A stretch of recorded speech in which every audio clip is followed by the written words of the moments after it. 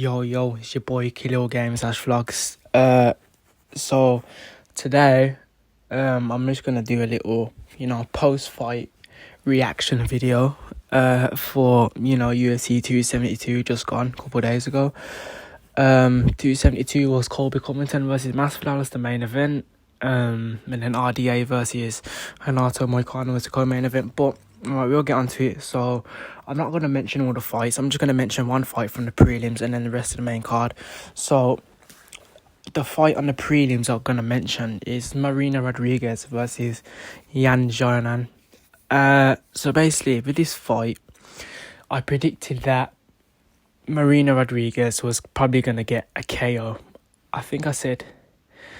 Did I say round 1 KO? And then I think I changed my mind. I said something else about it might go to decision or round. I can't remember, but I think I said Rodriguez by some kind of finish.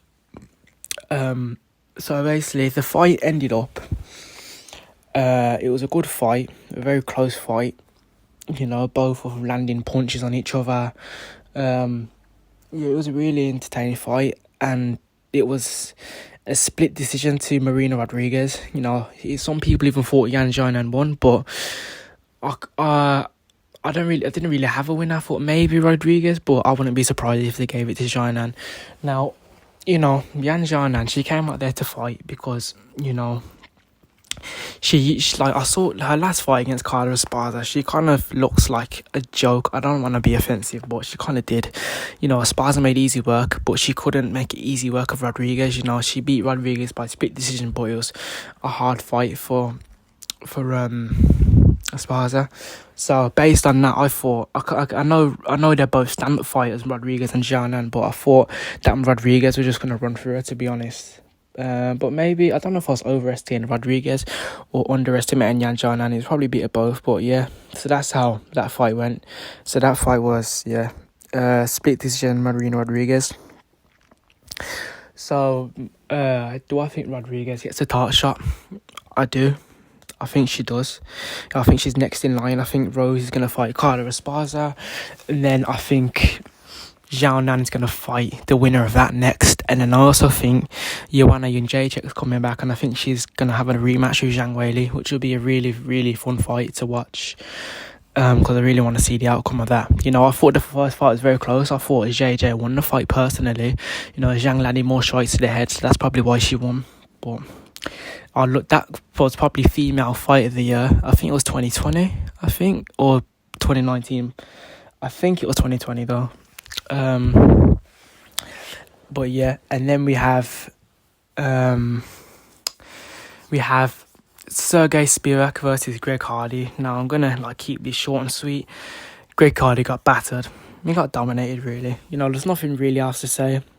I couldn't really say much about his striking because we didn't see much of it. Spivak just said, look, this is how the fight's gonna go. He kind of got his back. He took him down 3 times from the same position and then mounted him and then absolutely mauled him until the ref pulled him off. And to be honest, I think Greg, that was the last fight in Greg Hardy's contracts. I don't know if he's gonna have another fight with the UFC. He could potentially get cut. And I was impressed by Spivak, but I heard, who was it now? I think it was Michael Bisping or one of them. Either him or Adam Catterall or Nick Pete, one of them on the BT Sport. They basically said that proves how good Tom Aspinall is, because Aspinall made easy work of Spivak, but then Spivak made easy work of Greg Hardy. So it kind of shows there are levels to this game. So my reaction, I was kind of surprised because I thought maybe Hardy could knock him out, but maybe underestimated Spivak a bit. But then again, I wasn't surprised because I know Greg Hardy has literally zero ground game. You saw in his fight against Ty Bora, when he got put on the ground, you can just see that he just didn't know what to do. You know what I mean? He didn't know what to do at all. So yeah, I'm not really surprised by that one.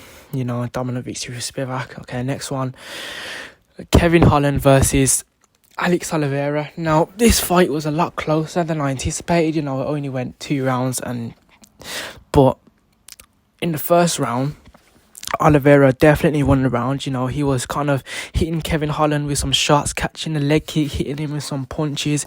He kind of messed him up a bit, I can't lie.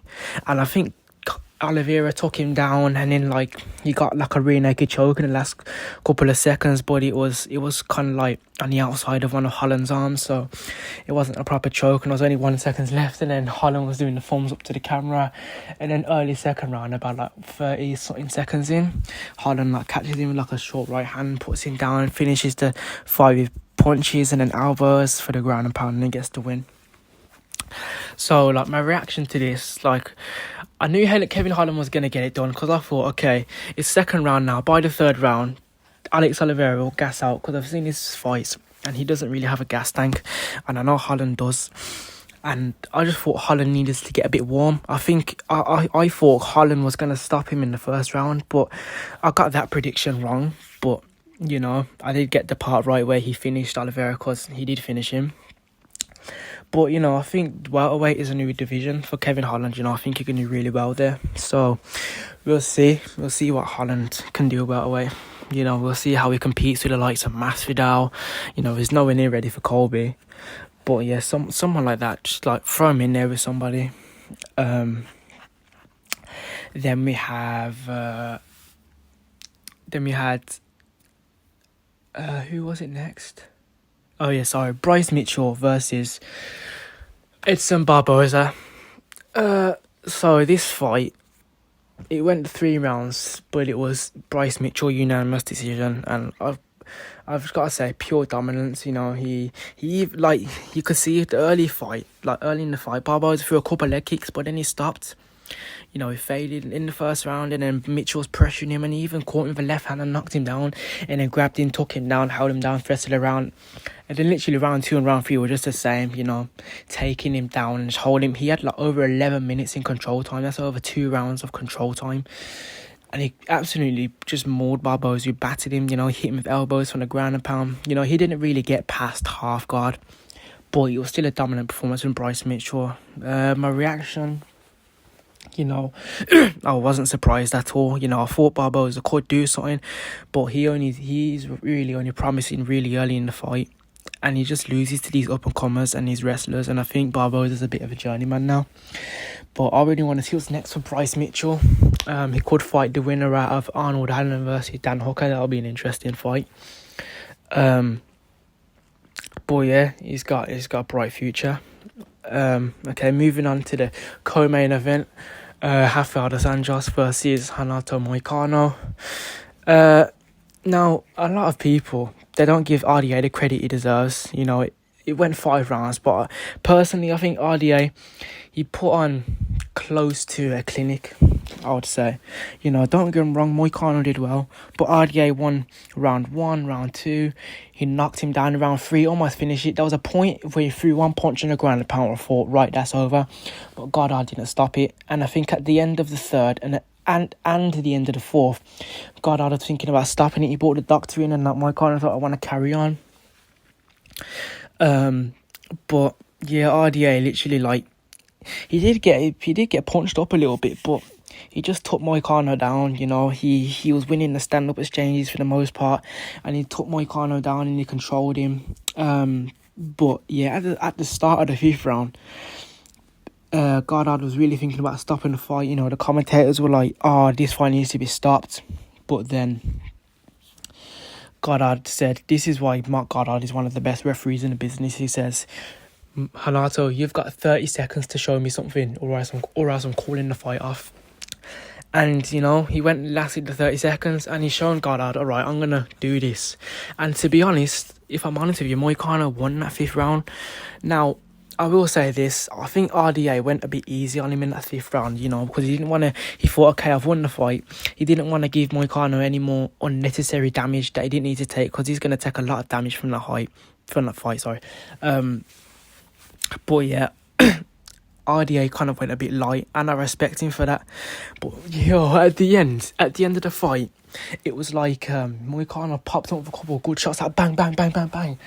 And I think, you know, fair play, man. This guy's got some heart, and he reminds me of the Ortega versus Volkanovski fight. You know, you remember like Ortega at the beginning of like the 4th and 5th round. You know, the ref was considered stopping it. I can't remember if the doc came in, but then yeah, he did. And then Ortega was like, I want to carry on. And then at the end of the 5th round, he was popping Volkanovski off with some shots. So yeah, it's kind of the same kind of thing in that aspect, really. But yeah, my reaction, you know, I wasn't surprised. I knew Moicano was good. I couldn't really see him pulling anything out of the bag, but do not sleep on RDA. He's a legitimate contender. He's been around for ages. He's pretty much fought everybody. And he's not at the top of his game. He is on a decline. But he's still very, very dangerous. And I think personally, he does belong in that top 5.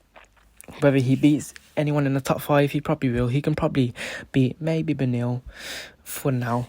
And he could beat Chandler as well, but that's another test for him. But I think RDA even said himself, right, I only want money fights now. Give me Conor. I'm like, that'll be a sick fight. And I personally think people saying Conor would knock him out because he got hit by Moicano, but that's not how it works. It's different. You know, with Conor, he's going to train harder. I know he trains to wrestle with Fiziev, but he will just take Conor down at his will with ease. Do you know what I mean? You can say, oh, Conor has good takedown defense because, you know, his stuff could be his first takedown, But that's not how it works. You can defend one. This is what Aljamain said. This is what loads of people have said about wrestlers. What Colby said as well. You can defend 1, 2, 3 takedowns, but can you defend the 4th? Can you defend the 5th? And they'll just keep going until they get you down. But yeah, RDA will beat Conor with ease, to be honest. Okay, next, the main event. Jorge Masvidal versus Colby Covington. Now, you know, as I said, this is probably the second most personal rivalry in UFC history, apart from Conor and Khabib. I'm just going to say the winner, Colby Covington, unanimous decision. Absolute, total dominance from Colby Covington. It's nothing else but dominance. He pretty much dominated every minute. You know, he could have lost the 4th round because Masvidal did actually like knock him down, kinda. You know, he put Colby onto one knee with a punch, but he was so tired that Masvidal just couldn't do anything. Like Colby, literally, Masvidal knew Colby's game plan. It was to butt wrestle him, and that's what he did. He pressured him, non-stop pressure, wrestled him, kept going till he got him down, held him down, you know, punched him up, messed him up. And by the 4th round, Masvidal was absolutely gassed. He was tired.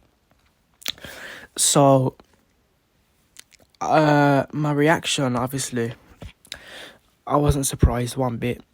You know, Colby, he even like nearly finished him in the 4th round before Masvidal hit him with that. He nearly finished him in the 5th round before he took him down, and he was looking for the finish on the ground. But I reckon if he left that standing, he would have finished Masvidal. But Colby's not really a big puncher. But you know, if it was someone like legit, like someone like Usman, Gilbert Burns landing them shots against him, he would go down for 100%. But yeah, I wasn't surprised one bit, to be honest. I thought maybe Masvidal could pull something out of the bag of an early knockout, but apart from that, he was never going to win the fight.